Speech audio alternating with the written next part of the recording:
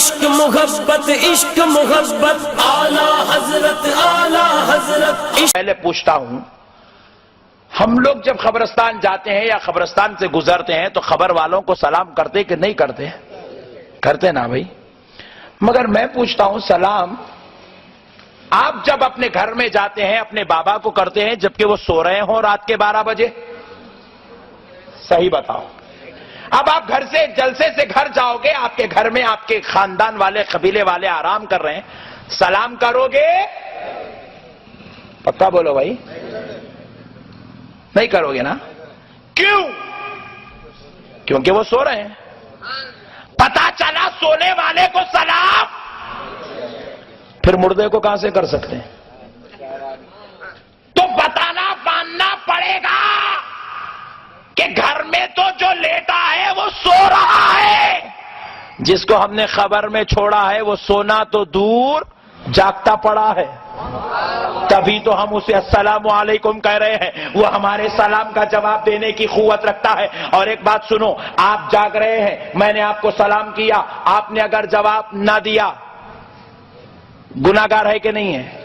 سلام کا جواب نہ دینے والا گناہگار ہے. اگر وہ لوگ بیچارے پہلے ہی گناہوں سے پریشان، خبر میں پیٹائی ہو رہی ہے، پھر آپ کو کہا جا رہا ہے سلام کرو، جواب نہیں دے گا تو ٹینشن، پھر عذاب.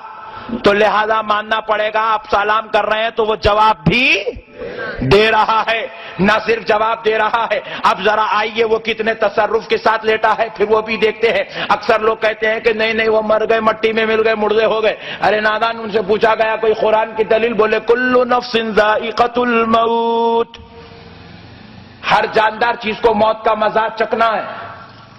بات پکی ہے. بولے دیکھے مرنا ہے، مر گئے. آیت ایک پڑھتا مطلب ایک نکالتا. ہمارے پاس حیدرآباد میں کئی ہوٹلیں پڑی ہے، مطلب کیا ہے؟ نام اس کا ذائقہ ٹی پوائنٹ. ذائقہ کا مطلب مزہ. ذائقے کا مطلب کیا ہے بھائی؟ ذائقہ عربی لفظ ہے، مزہ اس کا ٹرانسلیشن ہے ٹیسٹ. ارے چائے بڑی ٹیسٹی تھی یارو، مطلب کیا بڑی مزیدار تھی. اور مزہ اس کو کہتے ہیں جو 10 منٹ بعد ختم. بات سمجھ میں آئی؟ نہیں آئی؟ تفصیلی لیتے ہیں.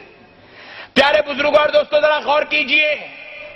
اللہ رب العزت نے کہا کلو نفس، ہر جاندار چیز کو، ذائقۃ الموت، موت کا مزہ چکھنا ہے.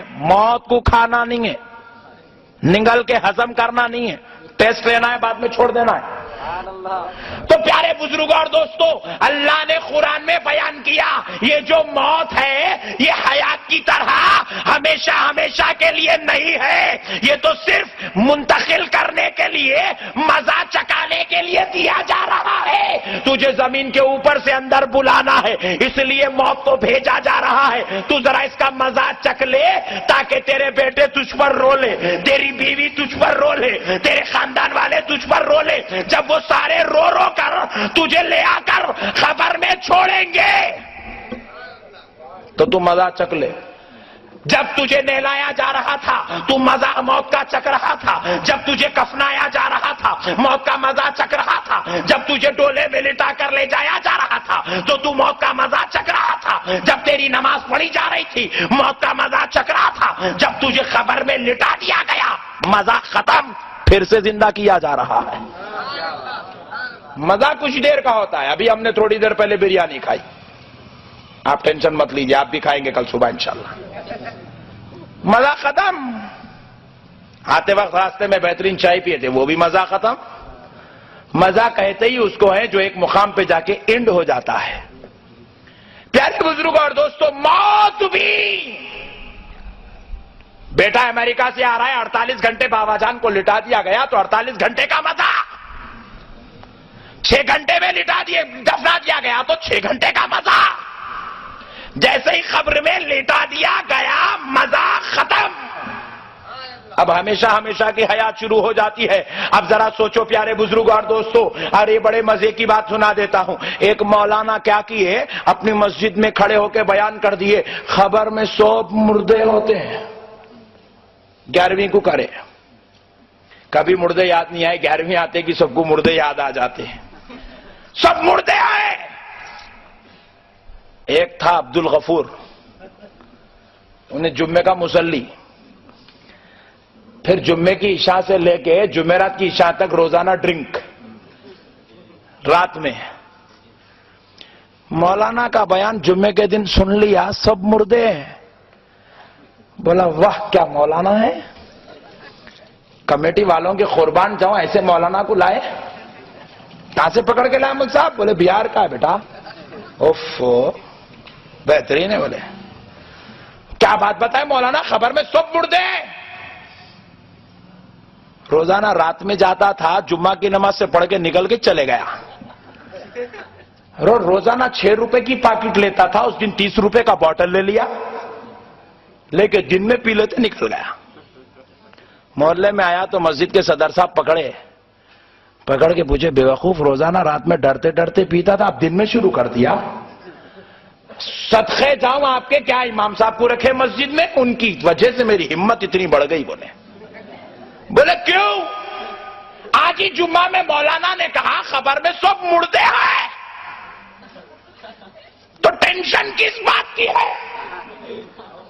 دن میں اس لیے نہیں پیتا تھا کیونکہ خبر میں مارا جائے گا, خبر میں پیٹا جائے گا, اس لیے دن میں نہیں پیتا تھا. اب مولانا نے کہہ دیا سب مردے, میں بھی مردہ رہوں گا, فرشتے ماریں گے اور تو مارتا جا, مردے کو تکلیف ہوتی ہی نہیں. ڈبل مار, اگر مارتے مارتے تو رکا تو میں ماروں گا, مارتا جا.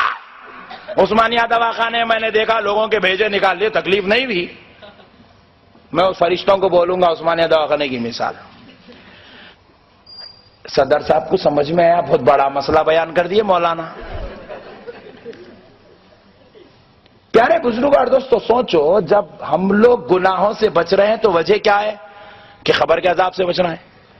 اور عذاب کے لیے مردان ہونا ضروری نہیں, زندہ ہونا ضروری ہے.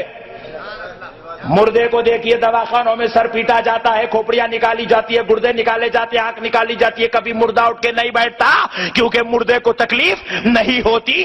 عذاب کا سلسلہ یہی سے شروع ہو گیا. لیکن مردے کو اٹھایا جاتا ہے, نہیں اٹھایا جاتا. مردہ اٹھتا ہے, نہیں اٹھتا.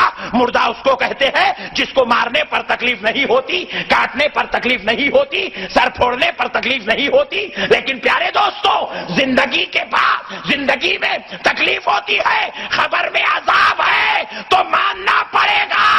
خبر میں جانے کے بعد نہ صرف مسلمان بلکہ کافر بھی زندہ ہوتا ہے, یہودی بھی زندہ ہوتا ہے, عیسائی بھی زندہ ہوتا ہے, مجوسی بھی زندہ ہوتا ہے, گناہگار بھی زندہ ہوتا ہے, ولی نبی بھی زندہ ہوتے ہیں. آپ پوچھے مولانا, کافر یہودی عیسائی اور گناہگار کا زندہ ہونا تو سمجھ میں آیا, عذاب لینا ہے اس لیے زندہ ہو رہا ہے. ولی کیوں زندہ ہوتا, نبی کیوں زندہ ہوتا ہے جبکہ وہ گناہگار نہیں ہے, وہ خطاکار نہیں ہے, وہ سیاکار نہیں ہے؟ پھر زندہ کیوں ہو رہا ہے؟ وہ گناہگار زندہ ہوا, عذاب کے لیے. ولی کیوں زندہ ہوتا ہے؟ تو مجھے کہنے دو, اپنے اعمال کے بدلے میں دیدار خدا کے لیے زندہ ہوتا ہے, پھل اور نعمت پانے کے لیے زندہ ہوتا ہے, اپنی کی ہوئی عبادات کا صلہ پانے کے لیے زندہ ہوتا ہے. پیارے دوستو, جو قوم اولیاء کو مردہ کہہ رہی ہے, نعوذ باللہ, جاہلو تم نہیں مانتے تو مت مانو, مگر حقیقت تو یہی ہے کہ کافر بھی اپنی خبر میں زندہ ہو جاتا ہے, یہودی بھی زندہ ہوتا ہے, مجوسی بھی زندہ ہوتا ہے, شرابی